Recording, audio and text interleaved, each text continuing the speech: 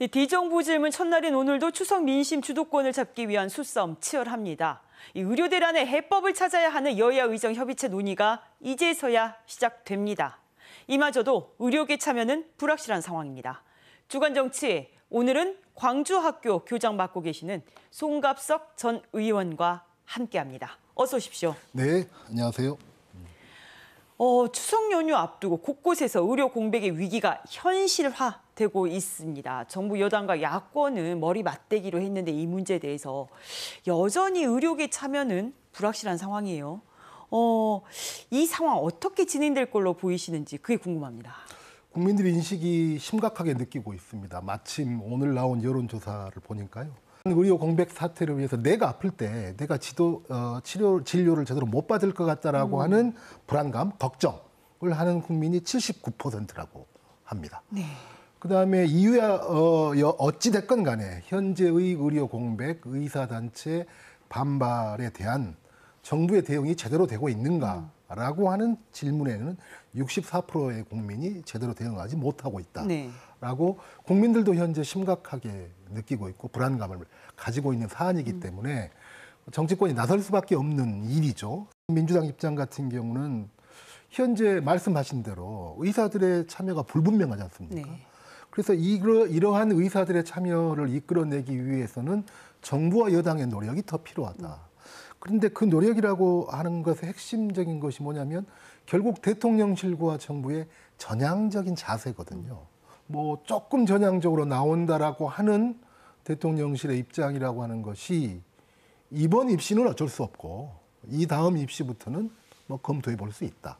근데 이 정도 자세를 가지고는 의사단체의 참여를 끌어내기가 현재적으로는 좀 힘들지 않겠는가 이런 입장입니다. 이 연장선상에서 이제 네. 국회 첫 대정부 질문 오늘 시작됐는데 네. 정치 분야부터 시작이 됐죠. 그렇죠. 지금 현재 민감하게 언급될 사항들이 어떤 것들이 있겠습니까?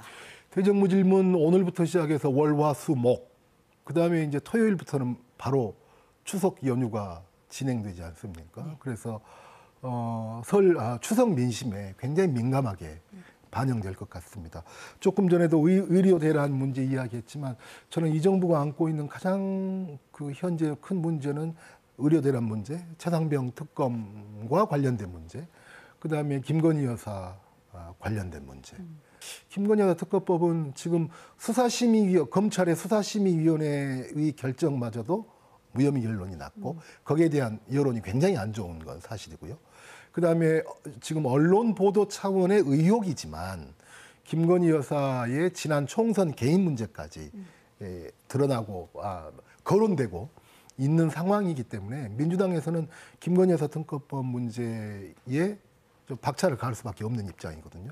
그래서 오늘 법사위 법안 소위를 통과를 했습니다. 네. 그래서 이번 주에 과연 법사위 전체 회의와 그다음에 본회의 상정이 될 것이냐 하는 것도 이번 주 전국을 바라보는데 중요한 포인트가 되지 않을까라고 생각합니다.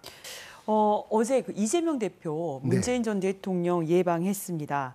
지금 이 민주당은 당 차원에서 전 정권 정치 탄압 대책위를 꾸린다라고 그래요. 여기는 어떤 포석으로 보고 계시는지 궁금하거든요. 아니 우선 포석 이전에 너무나 어처구니 같고 어이없는 일 아닙니까? 현재 윤석열 대통령이 대통령직을 수행하는 것이 3년이 넘어가고 있는데 아직도 전 정부 탓을 하고 있고 매사에 그다음에 아직도 그 전 정권의 문제를 가지고 물고 늘어지고 있거든요. 그래서 이 문제가 과연 수사할 거리인가. 그래서 이것은 전 정권인 어떤 문재인 대통령에 대한 어떤 프레임을 씌우기 위한 어떤 비열한 어떤 정치적 행태다라고 하는 게 저희 민주당의 대체적인 시각이고 또 많은 국민들도 그런 의혹을 가지고 있을 거다라고 생각을 합니다. 이제는 더 이상 검찰의 전 정권에 대한 무작위적인 탄압 이것을 더 이상 좌시할 수 없다라고 하는 어떤 민주당의 결단이다라고 생각합니다. 지역 민심 얻으려는 지금 제3정당의 노력들 계속되고 있죠. 네. 이번 주에 조국혁신당 영광, 곡성, 군수 후보들 확정이 된다고 그래요. 네. 재보선에서의 이 싸움들 어떻게 보고 계시는지 궁금합니다. 과연 이런 호남에서 경쟁 구도가 될 것인가 하는 것이 관심거리인데요.